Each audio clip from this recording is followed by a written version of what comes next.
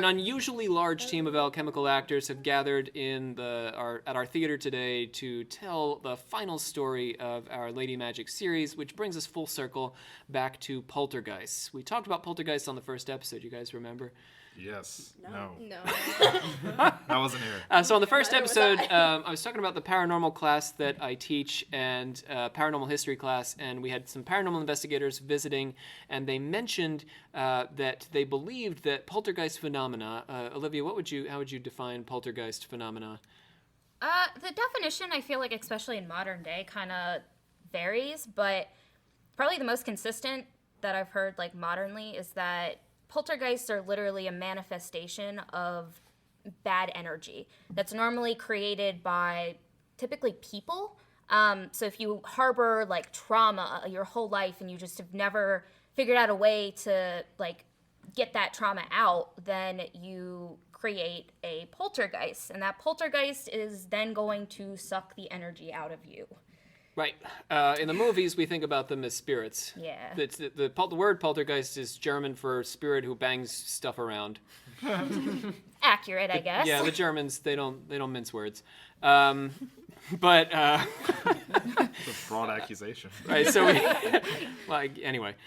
So the idea about the poltergeist for this paranormal investigator was that, as Olivia's pointing out, it was this energy, and that it was associated particularly with teenage girls. Yeah. So I'd never heard this before, and I was fascinated by it. And so our series has been seeking to try to unpack the connection between teenage girls, young girls, and their sexuality, their budding sexuality, and the paranormal, which almost always results in some breaking or subverting of the culture. In the case of Poltergeist, the stories we're going to hear today, these are women who are breaking apart the family environment. They literally turn their homes into the sort of like grotesque circuses. Puberty's a bitch, man. Amen. Should that be our hashtag for this season? Puberty's a bitch. In 1979, Alan Gauld and Tony Cornell published a book in which they surveyed 460 reported poltergeists. 29% of those cases involved women as an agent for the phenomena, 11% involved men. That's pretty significant statistically. All of the agents, the 40% of the poltergeists that were caused by agents, so 60% they couldn't identify an agent at all, but in the 40% of these cases, the agents were generally under 20. So when an agent could be identified, in the case of a poltergeist haunting, 2 out of 3 times that agent was female under the age of 20. Pretty big odds. Mm-hmm. Since Gauld and Cornell have already done the sociology for us, we don't need to figure out whether poltergeist phenomena are more closely associated with men or women. It's teenage girls by a long shot. But are these girls mediating otherworldly forces, manifesting telekinetic ability, as Olivia is saying, faking it, imagining it, or something else entirely? We are going to focus on 5 documented cases of poltergeists involving women today. They are all from the 20th century, although poltergeists are not unique to the 20th century, nor are female agents. In 1526, which is James's favorite year, a monastery was haunted by a poltergeist, whose haunting came to be centered around a young nun named Antoinette de Grawl. These phenomena included soft rapping, the sounds of a feeble voice, and apparitions of a human figure that the nuns identified as a sister of the convent who had died 2 years earlier. Riley, your experience with nuns, is this fairly typical? Nuns are crazy, man. Okay. I mean, nuns have always been scary. Listen, so you're saying nuns are yes. crazy. Yeah. Actually, but yes, in Their worlds are reality, very this small. was very, very, very common. Also because I think it has to do that nuns are very, obviously, like, daily interacting with the spiritual. Like, they've dedicated their life to the spiritual. Sure. Like, that's why they become nuns. And nobody knows what the Holy Spirit is. And that's what they're It's crazy, poltergeists, right? So Holy Spirit is We are not saying that the Holy Spirit is a poltergeist. No, we are. We do not endorse the views of James Kaplan. Here are called confessions. TM. Hey, I went to Catholic school. The reason we're focusing on the 20th century, so that's an example from before the 20th century, just to let you know that there are plenty of poltergeists before the 20th century, but we're focusing on the 20th century because these are cases that tend to come complete with more detail to analyze. We're going to look at 2 famous and 3 less famous cases to control for the problem of publicity. Publicity always introduces a sort of motivation to cheat because you're getting famous. So, that's why you might fake some of these phenomena. The 3 less popular cases we'll be looking at are the Sauchie poltergeist in Scotland, the Andover poltergeist in Hampshire, England, and the Jaboticabal poltergeist in Brazil. Say that one more time. Jaboticabal. Or Brazil. Are you looking? No. Jaboticabal. One more. I don't think I'm doing it right. One more. Repeat it. Jaboticabal. The 2 famous cases we'll be looking at are the Smurl Family haunting in Pennsylvania and Olivia's favorite, Enfield. the Enfield poltergeist in Enfield, England. Nice. My name is Rob Thompson. I am a professor of occult culture, also theater. I am the Supreme Hierophant of the Secret Order of Alchemical Actors. I'm here with Olivia, our Grandmaster. Hey guys. Also, our cracked team. We've got such a team here for you today. We've got James Kaplangis. Good morning. We've got Shannon Landers. Hello. It is 10 o'clock at night. We've got Savannah Verrett. Hiya. Riley Claxton. It is so late. Jacob Wheatley. Tired. Hey, what's up? On the late night. This is Jacob After Hours. Jacob After Hours. Brandon Walls. Hello. Morgan Chung. Hello. And Ray for the first time. Hello. Oh, and this is Occult Confessions. We, the members of the Secret Order of Alchemical Actors, do solemnly commit ourselves to a full and honest telling of the history of the occult as far as we know it. History of the occult. So we're starting with Enfield because of the cases we're analyzing, this is the one subject to the healthiest share of doubt, in my opinion. Olivia will perhaps argue with me. And it helps to shed some light on what good skeptical arguments are against poltergeist so we can see if our other cases hold up. What is it about Enfield that makes it less than perfectly persuasive as a legitimate poltergeist? Olivia, are you ready to fume? Good? You're doing good? Okay. I'm always ready to fume. Neat. I'm ready for Olivia to fume as well. The phenomena that took place in the London suburb of Enfield in 1977, which is a great decade for poltergeists. Okay. It really is. Like half Yeah. of all poltergeists, I think, come from the 70s. Even if you look at a lot of horror films that are based on, Right, it's all the 70s. they all come from Yeah. that time period, basically. Right. Anyway, we're also like making The Shining and The Exorcist. Yeah, 80s are a big time. Janet, age 12, and Margaret, age 13, 2 of 4 children of the divorced Peggy Hodgson, were the focal point of the strange happenings in the home and were accused by skeptics of manufacturing many of the so-called poltergeist manifestations. In fact, the girls confessed to producing some of what investigators witnessed. This scandalized Society for Psychical Research investigators Maurice Gross and Guy Playfair, which is an awesome name. Playfair. Yeah, isn't that an awesome? It's a very British name. But both remained convinced that there was legitimacy to the haunting, despite the girls' efforts to fake some of the phenomena, and they engaged in bitter arguments with skeptics in the media through the 1980s on, I don't know, like Donahue and stuff. I always bring up Donahue. It's like my go-to 80s talk show. Does anyone know what I'm talking about? Yeah. White Not at hair, all. big glasses. It began on August 31st when a bureau moved 18 inches across the floor on its own. What's a bureau? Ooh. Like the FBI. FBI? No, it's a dresser. It's a dresser. So it's just Are there like Not an tax entire bureaus? government entity to try and move across the floor. Rob did not 18. get his PhD. Just say dresser. I mean, I like that. Are you calling me a fancy French man? No, a fancy American man. You have to prove yourself. Marbles, Legos, and a chair Tea bags. began. There's a whole thing with tea bags. Oh, I thought you were threatening me. Began moving. I know. Began moving on their own. I'm just gonna. It began on August 31st when a bureau, which is French for dresser, Thank you. moved 18 inches across the floor.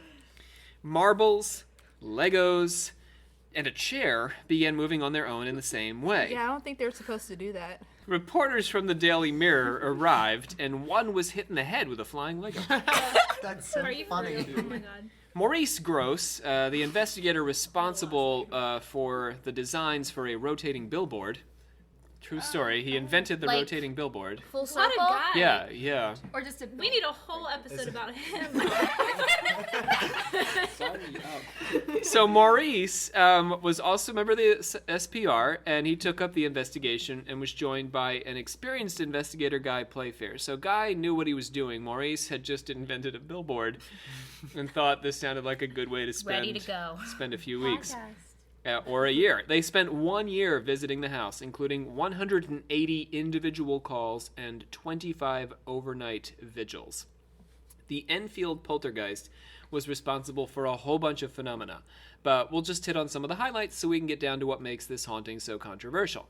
Janet levitated a few times. Just a few. As you do. Margaret was held down by an unknown force. As James is right now. James is currently being held down by an unknown force, and It's Olivia is it's starting called with gravity. tea bags. Small fires started and were extinguished. Poop. Is that it? Wait, what? That's it. That's it. He wrote that in there. Say no more. Poop. Yes, I wrote. My script says long pause. Poop appeared in inappropriate places. Which is, Where are the inappropriate places? it's really any place. Any place This is just my house. that doesn't flush. Oh. With just babies? That's what happens. Legos flying, small fires, poop. That is literally my home. Should we call someone? In December, Janet started to produce an otherworldly voice. The voice claimed to belong to a Joe Wilkins. Mr. Wilkins had been the previous occupant and had actually died in the house. The voice was hard swearing. He said things like poop. And he claimed to sleep in Janet's bed with her. Scandalous. Yeah, creepy. I think that's illegal. Janet young produced years. the voice, somewhat muffled, even with her mouth taped and full of water. So that's some... Because she used to do ventriloquy. Ah. There's a whole theory because she would she took these like lessons through her school or something on ventriloquy. Yeah, they Montessori offered that when I schools. was It in was a school. weird What time. class would There back also then? there's like suggested to be a lot of bias because the dude that what was his name that ends up like being with them long term kind of was he got very close to the family. And the daughter, I know especially the younger one, got very attached to him. And even the mother kind of got a little bit like on and off attached. It all boils down to a common complaint relative to poltergeists. Nothing that Gross or Playfair observed could be proven beyond a doubt to have been produced independently of either Janet or Margaret. This in contrast to somebody like Maggie Fox, who left the house and still the taps continued, right? The voice is creepy, makes for good television, or in this case, a movie, The Conjuring 2, The Reconjuring. But it's impossible to say whether or not Janet is producing it, or Margaret for that matter. Ventriloquism is, as Olivia has pointed out, very difficult to rule out, although it would be a pretty neat skill for a child that young to be able to produce a voice straight from the diaphragm, right? Because she'd have to be. Deep. Yeah, if your mouth is full of water, yeah, you have to produce it from the diaphragm. And so she was able to talk from her diaphragm, which is pretty cool unto itself. But the poop, not cool. Not cool. Not cool, Janet. Not cool, Janet. I feel like our 12-year-old listeners at home are like really excited for this episode. Hashtag not the poop. But Janet. we've, incidentally, episode 1, we said anyone under 13 shouldn't be listening to. Anyway, The rule breakers. They don't listen, though. there was also some significant psychodrama afoot, which Olivia's alluding to, which doesn't necessarily disprove the case, but it throws some doubt on it. Gross had lost a daughter named Janet in a motorcycle accident, and here was a little girl named Janet who had been separated from her father in a nasty divorce with daddy issues, and here comes substitute daddy, who how just so about- happens to have a dead daughter with the same name. And how else to keep them around but to keep making So the skeptic psychodrama theory, which are some of my favorite words thrown together, and I'm borrowing from an article in The Guardian by Deborah Hyde here, goes that Janet had heard about poltergeist phenomena produced by Matthew Manning in the 1960s and was driven to seek attention by her parents' divorce. Now, Matthew Manning, interesting guy. As a child, he produced 600 signatures spanning over 6 centuries of historical figures on his wall. So he was supposed to have been able to sign the names of people as they would have signed them 600 different individuals. We're not going to debate the merits of this case.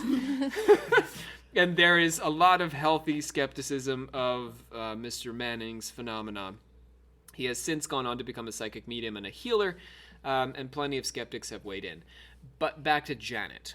She heard about Manning and these signatures and his channeling of the spirits, and the argument goes that she decided to manufacture a poltergeist, which won her the attention of 2 men who could serve as surrogates for Daddy.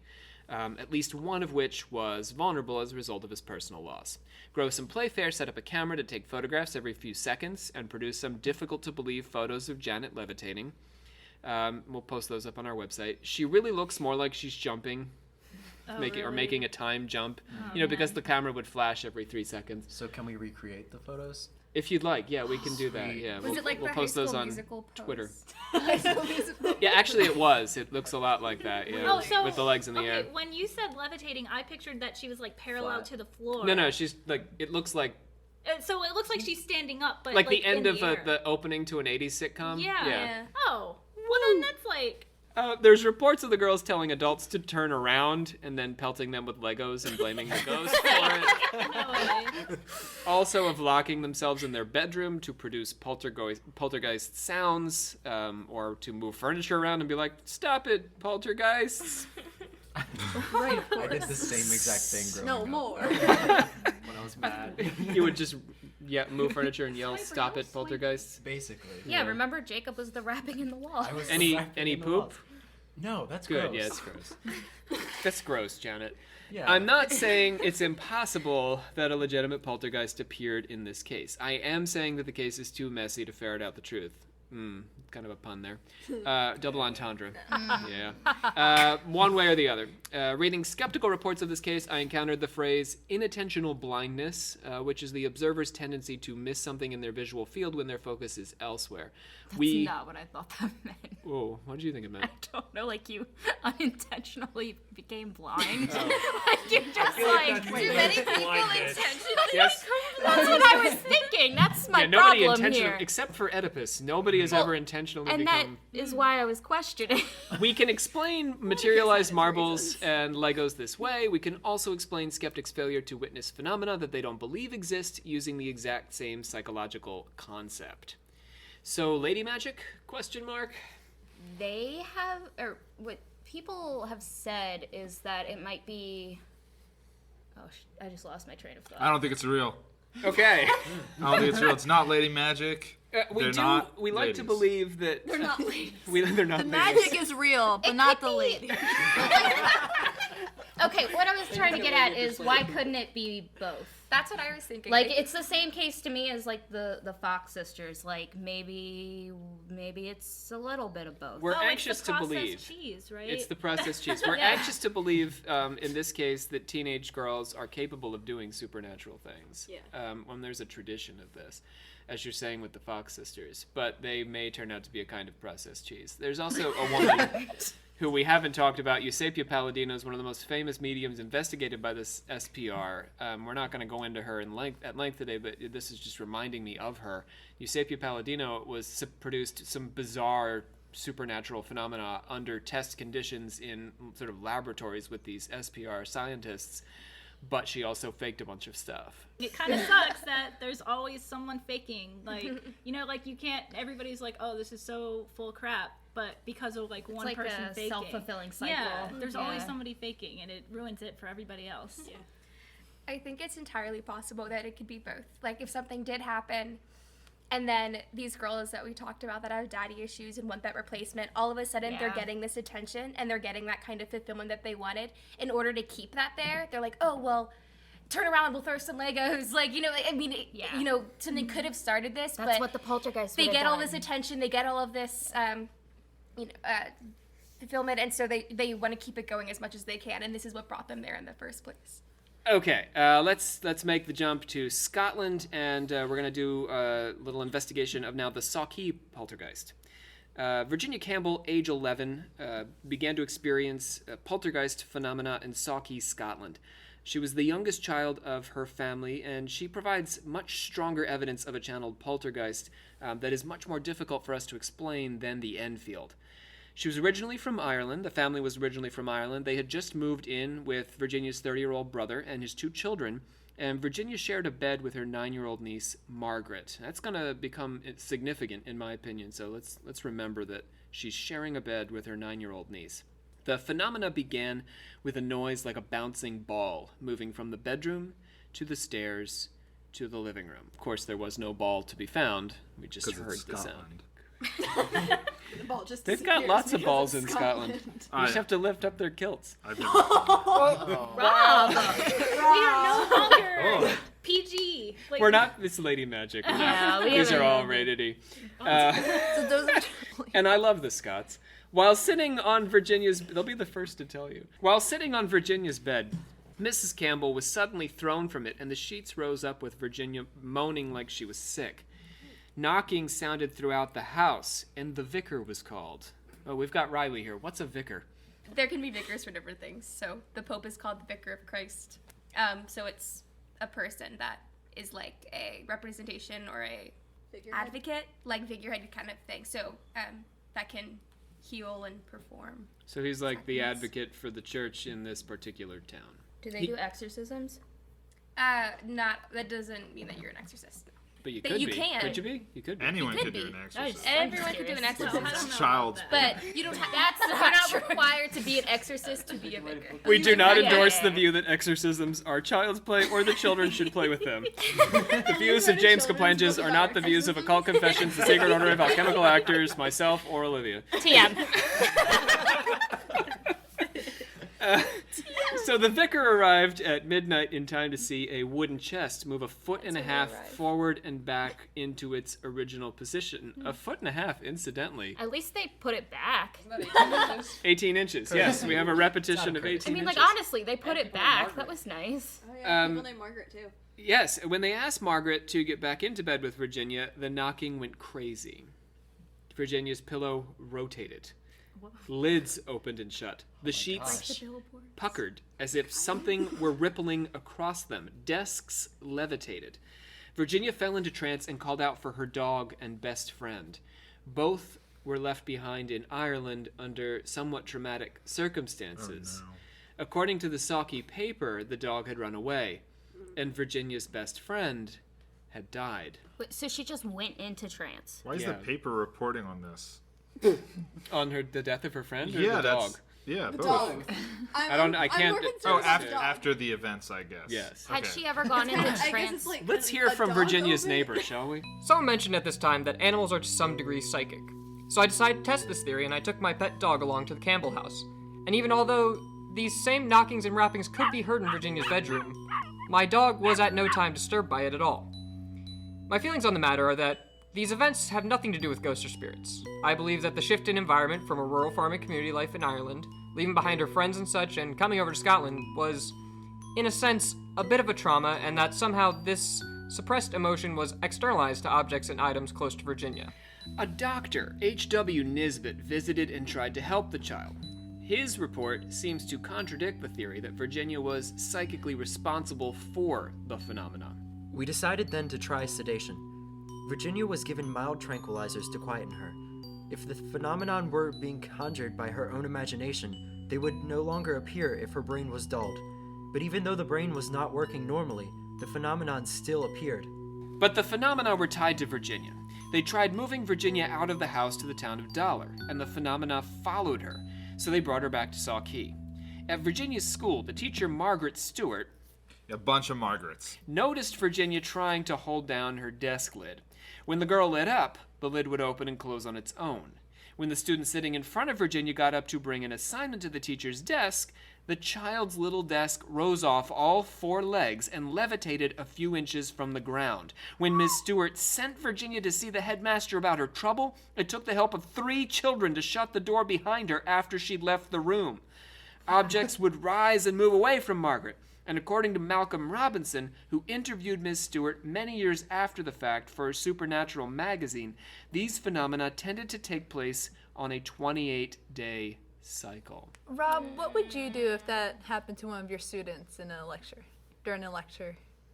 Carry on. Just a normal day. If I could get onto the desk, I feel like that would lend me a little extra I've seen something. you on the desk before. I That's do get something. on, yeah, but if it was also levitating, Have I you feel just like. been waiting for that moment? Yeah, actually, that feel would be like great you if you just could feel more manage that for badass me now. next Okay, I'll semester. try. I'll work on it. Virginia fell into trance periodically, apples floated, doors slammed, and colored writing appeared on both Virginia and Margaret's faces. She made national news. An African witch doctor rode in with a cure for Virginia's ghosts. A woman showed up trying to touch Virginia because she was one of the chosen ones of heaven, she said. The church gave a service in Ms. Stewart's classroom. Probably the vicar was there. Probably the vicar. Virginia Campbell was investigated by SPR member A.R.G. Owen. That's a whole lot of letters. Arg. Arg Owen. So they call him in the business. Arg concluded that the taps could not be explained or even produced in a way consistent with Virginia or any other family member faking them. The sound could not be duplicated. There was a theory that groundwater or changes in the earth beneath a haunted place might explain the sounds, but there were no significant shifts under the Sauchie house at the time. Owen is now the third SPR investigator we've heard from, and we're going to hear from a bunch more before we're through with our poltergeist today. So, Olivia, it's time for our brief history, and we're going to keep it very brief because we have 3 more poltergeists to investigate. Yay! But let's do just a brief history of the Society for Psychical Research. Hurry up. The briefest of histories, James. The SBR was established in 1882. Prominent members included the psychologist Frederick Myers, Alfred Russel Wallace, the co-discoverer of evolution. Yeah, he actually discovered it right around the same time as Darwin, and he pushed Darwin to publish his theory on the origin of species. That's Oh, right. I've never heard of this dude before. Fun fact. And he was a spiritualist. He believed in the spirits. J.J. Thomson, who discovered the electron. Ooh, It's my favorite part of the atom. That's shocking. I'm gonna quit. Educational reformer Eleanor Balfour, Charles Dodgson, also known as Lewis Carroll, and the poet Alfred Lord Tennyson. Also known as the poet Alfred Lord Tennyson. In its first decades, the Society identified 6 areas of study: mesmerism, Reichenbach. Reichenbach. He makes a mean popcorn. God, I'm going to quit this podcast. Reichenbach's phenomena, which we call auras today. Physical paranormal phenomena, which were generally defrauded by the Society, haunted houses, spontaneous telepathic phenomenon like knowing a loved one is dying or seeing them before or after they die without receiving any actual news, and thought transference, which really dominated most of their research. Haunted houses, for example, were often interpreted as being the product of thought transference. The victim of a haunting was actually experiencing hallucinations produced by another person's intentional or unintentional psychic influence. So that stuff that's been banging around my house? I was about to say you do this all the time to me. but Right, well, You flipped it. right back at you. That's how we talk. Moving into the 20th century, the Society tended to focus on specific gifted individuals who they tried to study under controlled conditions. A notable example was Pearl Curran, who produced novels and poems under the influence of the spirit Patience Worth. Then, as time wore on, the Society continued to study anomalous phenomenon like poltergeists and haunted houses, but became more interested in parapsychology, which sought to demonstrate an underlying paranormal or psychic ability across large groups of people, rather than specific individuals. Special ones. Way to end strong. Yep. Yeah.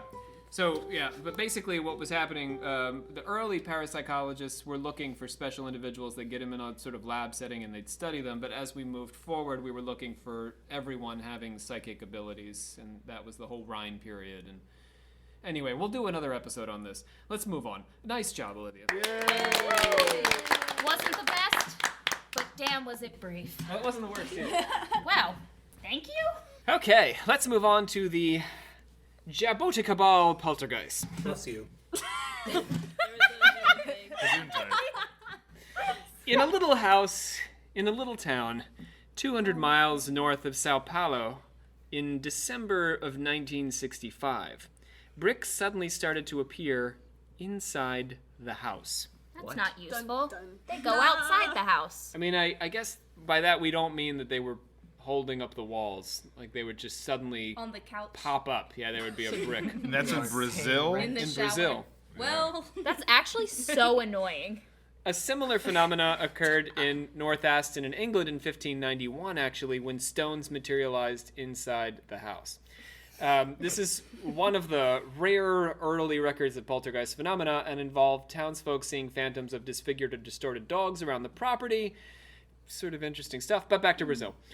The Ferreira family, Spanish is not, Portuguese, this would be Portuguese, wouldn't it? Not my language. The Ferreira family called their local priest to have the place exorcised because there were just bricks everywhere. And when Get in our house. These demon bricks. well, like if you roll over in the night and there's a brick there, that'd be Yeah, Morgan has a point. Should they have called a mason? perhaps. yeah. He told the family that their daughter, Maria Jose, was a natural medium and was mediating the phenomena. The stones continued, and eggs joined the mix. Oh no. That's useful, though. But you don't want them together. At least. Maria began to ask the spirits for things, and they delivered her candies and jewelry, which they laid at her feet. Oh. That's Okay, not. that's pretty cool. But this That's just pretty sounds cool. like fairies so I'm far. fine with that. Right, but it's going to take a very cool dark with turn fairies. now. I'm just saying. We've been having fun, but it's about to get Brace unpleasant. yourself. So the bricks were just presents. They're just not good at giving presents. It's like when your cat, gets like a dead mouse and brings it up to the door as a Ew. gift, and they're so excited about the dead mouse, and you don't really want the mouse, but like it's their gift to you. But with bricks, they're laying down with bricks. It's endearing. Dishes, We want picture frames, and furniture Stability. began flying around the house and smashing to pieces. And the force turned against Maria.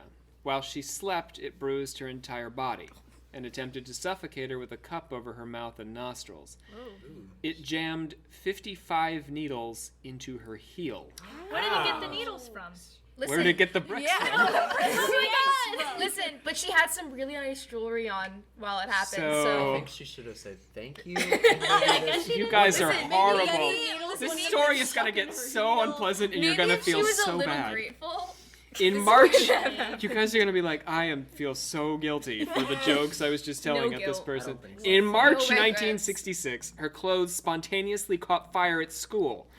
And the same afternoon, Oh my god. her parents' bedroom also burst into flames. Did they die? Or you about to say that? mhm. Sorry. No, they didn't die. They didn't die. They weren't home. Her parents took her to the spiritist medium Chico Javier. Javier was a major figure in spiritism, especially in Brazil. He wrote over 450 books in his lifetime on the subject. You might remember from our series about the Chevalier that spiritists are like spiritualists, but with the addition of belief in reincarnation. Jacob used to be Chico. Yeah. Like spiritualist mediums, spiritists believe in communication with the spirits of the dead, but also that those spirits are on an evolutionary path and return again and again. Javier, for example, called his spirit guide Emmanuel and claimed that the guide had once been a Roman senator and a professor in France. It's true. Impressive.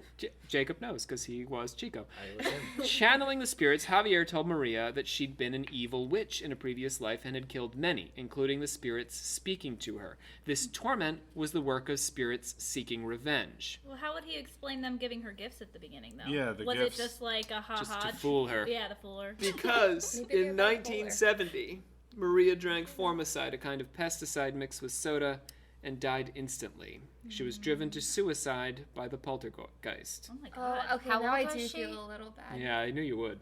That's the only 1970. I gotta do math here. You always ask these freaking questions. I just like to put things in perspective. Yeah, That- it would have been perspective, Rob. 5 years of haunting, so she'd be in her late teens, early 20s. That's a shame. So, but there's two ways we can view this death by formicide, actually. It's possible that she killed herself because she was being haunted by the poltergeists, or... They killed her. Poltergeist. They did put it. pesticide in her yeah. fizzy bubbly. Because they Thank you. materialized objects, they could have materialized the poison into her drink. Do poltergeists possess people? I know that kind of happens in the movies. That's debatable. There can be No, ghosts. because they don't really have. If you go with the classic, the actual, I guess what people accept as poltergeists now, they wouldn't possess because they're an advanced ghost. Oh. That's the best way I could. Right. They don't need a Poltergeists are body. usually like mischief makers, right? No, they're like out to kill. Oh, okay. Right. Yeah. They can be quite unpleasant, and possession is usually attributed to the devil. Yeah. Whereas poltergeists are supposed to be Wait, so spirits the of some kind. poltergeist- That bang things Like around. demons Yeah. and stuff. Okay. Poltergeists are more like Bangers. with a Z. Okay. All right, and that's our Brazilian poltergeist. So let's get on to the next one. This one is probably my favorite because it's the most ridiculous in my opinion. This is the Smurl family haunting. Sorry, the Smurf The family? Smurls. Smurl. Smurls. S-M-U-R-L. And this was a Warren investigation. Ed and Lorraine Warren, two fairly famous demonologists, Catholics with a strong belief in the paranormal. The Smurl family haunting took place in West Pittstown, Pennsylvania over the course of 13 years from 1974 to 1987. Jack and Janet Smurl, another Janet, moved to West Pittstown with their two daughters, Heather and Dawn, after Hurricane Agnes had flooded their homes in Wilkes-Barre in 1972. I can say Wilkes-Barre because I went to college south of there. Nice. I thought it was Wilkes-Barre. Wilkes-Barre. By 1974, they had added two more girls to the family. The poltergeist first surfaced in January when a television set caught fire. Sounds like some classic Poltergeist the movie stuff. Dawn claimed to see floating people in her bedroom. Unplugged radios played. Toilets flushed by themselves, sort of the opposite of the Enfield poop. Bringing it back. They're an OCD poltergeist. This is what happens whenever I go to like the mall because they're automatic toilets, so it just scares me so much. I'm like, it's flushing. Why? It's poltergeist. Poltergeist, and I just run out. Footsteps sounded around the house. Drawers opened and closed on their own. Horrible stenches wafted through the house.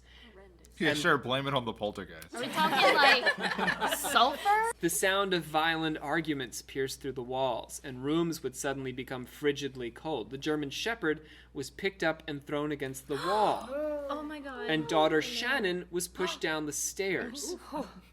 I love how the dog upset you more. I was going to say something that this upset everyone else way more than her. No, it's okay. I'm more upset about the dog too. I'm way more upset about the dog, too. With the ceiling crashing behind Shannon and nearly killing her.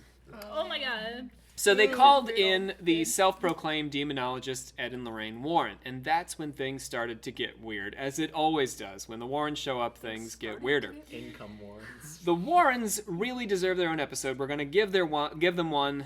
Their careers and theories of demonology are so fantastically complicated and bizarre. But we're not going to do that today. We're talking about poltergeists. We're talking about lady magic.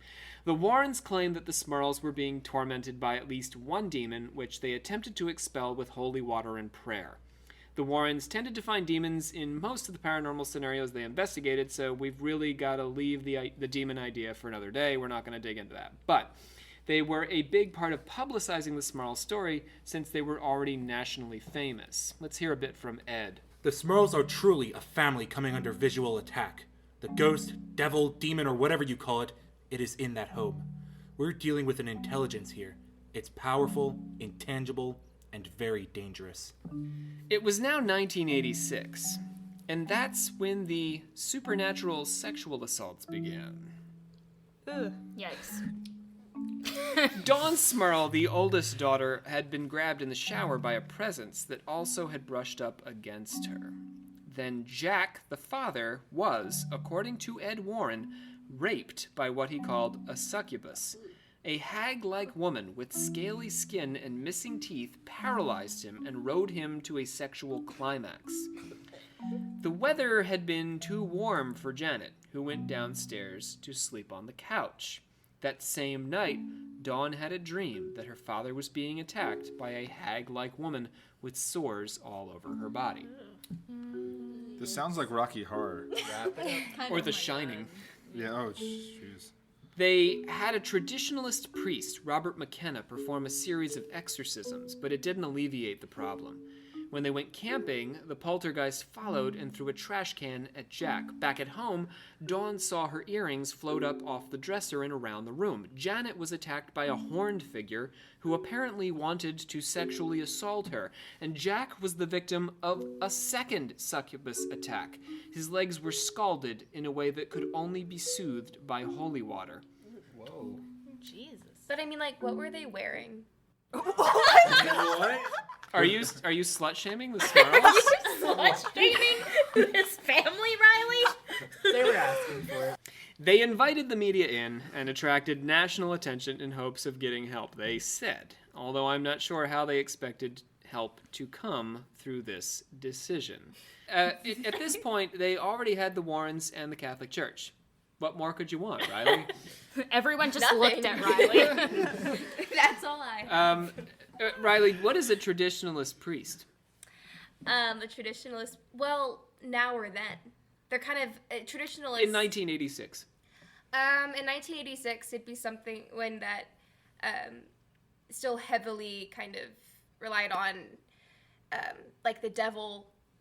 Latin masses, like They didn't rely on the devil. Not rely, sorry, but They like we're very believed focused, idea very of- focused on the devil, that the on devil's evil. present in this world. That was their kind of primary. And they were rejecting the translation of the Mass. They were Okay. all rejecting Vatican II. The Warrens had developed a real appetite for media attention, stoked by their involvement with the Amityville horror. So that's where they first got their start. And ever since then, once the bug bit, it's sort of like cocaine. They just had to keep going. Like for everyone too. Yeah, Like, every time. That was the huge thing. Yeah. A third exorcism gave them a few months off, but when the poltergeist returned, they moved away from the house and published a book about their experience. Church officials weren't sure what to make of it. Let's hear from the Reverend Gerald Mullally. We don't know what it is. That's a problem. We believe what the family is telling us. It's the explanation for what they're experiencing that we're not sure of. The mentalist, who went by the name of the Amazing Kreskin, visited and said that he'd investigated 200 cases of similar hauntings, and they almost always involved young teenagers. He didn't offer further comment. Allentown psychologist Robert Gordon said, People often look at demonology to explain many tensions that they experience as individuals and within their families. They should consult mental health professionals that are not looking at them as sick or bad, but will help to alleviate their sufferings. Skeptical investigator Paul Kurtz wondered about Jack Smurl's mental health. The question has to be raised as whether or not Mr. Smurl was delusional or suffering from hallucinations or brain impairment. Mr. Smurl had meningitis in his late 20s, and in 1983 he'd undergone surgery to remove water from his brain. Before the surgery, he'd been experiencing memory loss. Oh no. James has lost it. Is that a thing that happens a lot? Yeah, how do you get water in the brain, Rob? I'm you not go that swimming- kind of doctor. When you go swimming, and you know when you get water, That's in your ear. You can't really. It goes in. If you don't I'm get a it out of doctor your of ear philosophy. fast enough. Not of neuroscience. I guess it's not important. But Take a turkey baster and put it in there and you like get the water out. Oh, the point stop, is- please. Do you know like the neti pots? You use that. In Oh your my ear. God. this is guys. a legitimate neuroscientific problem. The point I'm trying to make is perhaps these issues with his brain may have caused his experiences of being haunted by scaly hags. And, You can't really trust anyone's like stories if they've had water in their brain, Or right? if they've been with a hag, you know? That poor judgment. That's what this is. Let's bring this on home. The Andover poltergeist is our last case for this evening. The Andover poltergeist first surfaced on Good Friday of Easter weekend 1974. It's the 70s again. At the Anderson home on Collingswood Walk in England, 20-year-old Maria Andrews and 12-year-old Teresa heard tapping sounds in their bedroom, not unlike the taps heard by the Fox sisters in Hydesville, New York, 126 years earlier. This is particularly apt for the Andover case because unlike Virginia Campbell's knockings at Sauchie, the family was able to communicate with the taps and elicit an intelligent response, the same way the Fox family identified the dead peddler Charles Rosma behind the tapping haunting. This might be my favorite case from today's case studies, my legitimate favorite case, not my sarcastic favorite case, because the story is familiar, which suggests that the phenomena are repeatable. We saw it in the Fox home, we saw it a bit with Virginia Campbell, and now we're seeing it in Andover. And the investigator who gave the report, Barry Colvin, actually withheld the report for 30 years. Oh. Because the family wanted to avoid publicity, which he managed to do fairly successfully. So this is the exact opposite of the Warren situation with the Smurls. At first, the sisters thought the taps were coming from their neighbors, who they shared a wall with behind Teresa's bed. So Teresa tried whispering questions which a practical joker on the opposite wall wouldn't have been able to hear, and the taps responded all the same. The taps became a nightly routine. After getting into bed, Teresa would ask if anyone was there, and a single knock would respond. One knock was yes, 2 knocks were no. The whole family eventually got in on the act, and then they began working through the alphabet in the way early spiritualists, including the Fox family, had. A is 1 knock, B is 2, etc. Let's hear a bit of this from Teresa. Ask his name. Okay. What's your name? Is that an E?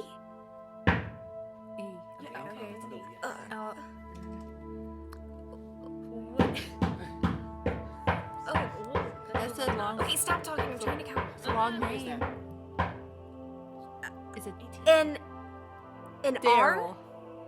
I don't think that's it. An R? Are you Eric? Eric. Are you? Is he living? Is he dead? Are you alive? Dead? How did it die? Why are you here? Who's gonna win the FA Cup final? Okay, really? Look, I just want to know if Man City wins. Mr. Andrews placed bets on horses based on Eric's communications. They sprinkled holy water around the room and hung a cross on the window and invited a medium to visit and talk with Teresa. Let's hear from the medium. His body's been buried somewhere under the floorboards. I don't mean to alarm you, Teresa, but it seems to me that the spirit is attempting to possess your body. I understand the family's made it a sort of game to communicate with Eric, but I want to caution you all to be very careful now on for Teresa's sake. On April 29th, the knocks sounded all night and kept the family awake. No amount of pleading could get Eric to stop. The next night, paranormal investigator Barry Colvin was invited to the house. The girls went upstairs to try and speak with Eric, and Eric consented to allow Barry into the room as well. Colvin still wondered if the taps might be coming from next door, so on May 2nd, with Teresa and Mrs. Anderson present, they asked Eric to tap on Teresa's headboard. With some effort, the vibrations and raps were moved from the wall to the headboard. Then they had the raps moved to the bed frame. One night, Teresa was having difficulty contacting Eric, and so Kevin, Teresa's brother, decided to taunt the spirit. Eric, I think you're a bloody great liar. You are, Eric. You're a liar, and you're not underneath the house. And Eric responded with a resounding thud, keeping the tapping up for a while afterward. Colvin conducted a test. He held numbered cards and asked Eric to tap the number. This worked with at least an 80% success rate, which is pretty amazing. No matter whether Teresa or even Colvin himself knew the value on the card. Colvin attempted to photograph Eric with an infrared flash, but on that he had no success. He tried to get details about Eric's life to research him, but he couldn't make out a message amidst Eric's various taps. Then one night, Eric had a clear message for them. He says, I am here to rest and to stop my bones from rotting. Then on May 10th, after a few days in which the taps had grown less frequent and softer, 15 minutes passed in which Teresa tried to get Eric to tap, but he didn't respond. Eric, are you there? Have you got a message for us? I feel quite sure that he's gone and gone forever. He's passed on his message and no longer has anything to say to us. Colvin visited a Mr. Loveridge, a local historian who had written a book about Andover. There is a record of someone having been murdered by hanging at Drunken Tree Drove around 1890. The Drunken Tree itself, where the hanging took place, was close to Twining's Tea Factory in near Collingwood Walk, where the Anderson family lives. Apparently, the murdered person's name was never recorded. And so it seems that Eric was this particular person, and that Teresa had somehow managed to bring him out, to make him speak, or she provided the means to allow him to tap. That, anyway, is the premise of Teresa's and Andover's lady magic. So, this is it. This is our last poltergeist. How do we tie these together? How do we tie these stories back to our ladies? a lot of things happen in today's episode that we talked about in previous episodes, which is interesting. tappings. Like the tapping, the rapping. Yes. Right. The sexual assault. Did that happen in a different episode? The Maenads. A lot of James. Sure. The involvement. I see what you're getting at. So the association of sex with lady magic of some kind. Yeah. Oh yeah, like Victoria Woodhull was all about sex. Right. Channeling, opening up subversive kinds of sex, that sort of thing. And it was around like puberty time in a lot of them. Right. There were always skeptics. Always skeptics. Always skeptics. Some tragedy in this. Yeah. We had a number of tragic stories that we've explored, tragedies for these girls, but also we've seen some tragic circumstances with folks like Maggie Fox and Joan of Arc. And I guess the theory that these women are just doing it for attention and not like they're not actually experiencing these things. A lot of I guess it goes along with the skeptics. Yeah, they belittle the taint them. of publicity. Sure. So what do we think? Is lady magic a real thing? It's gotta be. I'm living it, Rob. For as long as we have documentation for. There's been at least records of or allusions to an association of females in the Met. I kind of feel like since it's a recurring thing, there has to be something behind it. Yeah. I'm going to give my theory. You can comment on it as you please, and then we'll close out for this series. We're going to be taking a month off so that I can have my child. I'm not birthing the child into the world, but I will be catching it.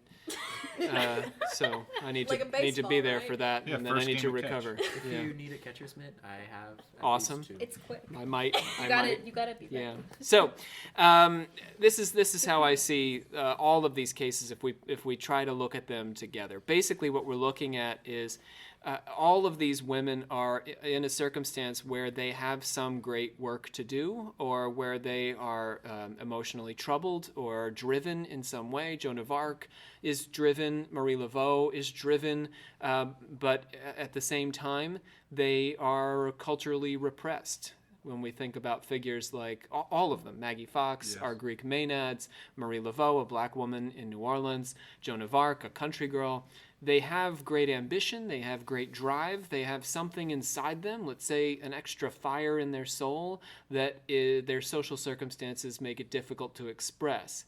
I think that people find ways to channel that energy through art sometimes, or through war, violence, love. But the paranormal can be an outlet. And so the paranormal surfaces in these cases as an outlet for this overabundance of whatever these women have. And it's lady magic. It's women in particular, because women have historically been culturally repressed. They're the ones most likely to feel themselves in a circumstance where they need an outlet to express that extra energy, that extra drive to achieve or accomplish or solve some horrible injustice in the world. And so the paranormal swings into focus to assist them. I'm not suggesting that spirits suddenly gather around them necessarily, but that something about their energy manifests itself in an occult way. I really like that. Yeah. It's really interesting. I can see it. I in know. my mind's eye.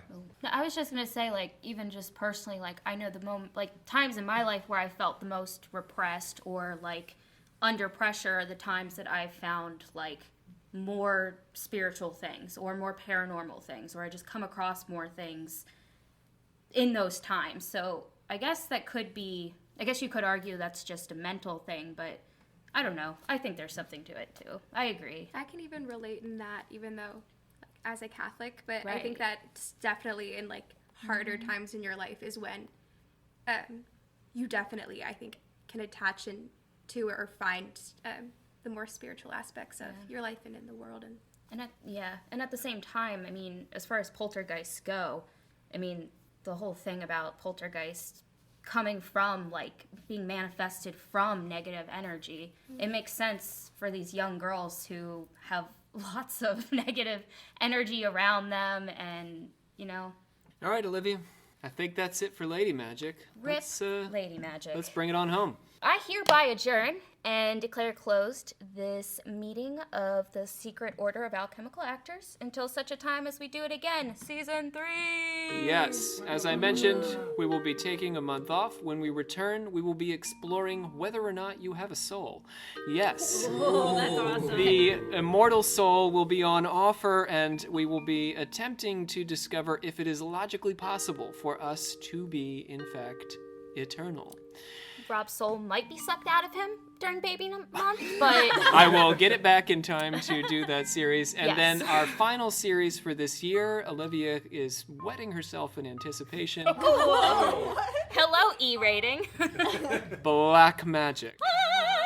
So if you just give us a month so that I can have a kid and we can get some stuff together, we're going to come back with some really cool stuff. So today we were joined by, again, James Kaplangis. Goodbye, everyone. Shannon Landers. Bye, guys. Savannah Barrett. Goodbye. Riley Claxton. Jacob Wheatley. See ya. Brandon Walls. Goodbye. Morgan Jung. Bye. And Ray for the first time. Hey. Hi. And also bye. Okay, so it has been a pleasure sharing the Tales of Lady Magic with you all. We encourage you to visit us on Facebook. Please subscribe. Please, please, please, if you can spare $1, if you can spare a dime, there are plenty of bonuses now on our Patreon page. Just give us a buck. A buck a month is all we need to encourage us. And you can listen to interviews that James is doing with some of us about occultism and our practices. And we've got bonus footage from our Wicca episode, all sorts of cool stuff. So, we look forward to speaking with you again on the other side of the month. We'll see you all, hear you all, listen to you all in July. Bye, guys. See ya. Bye.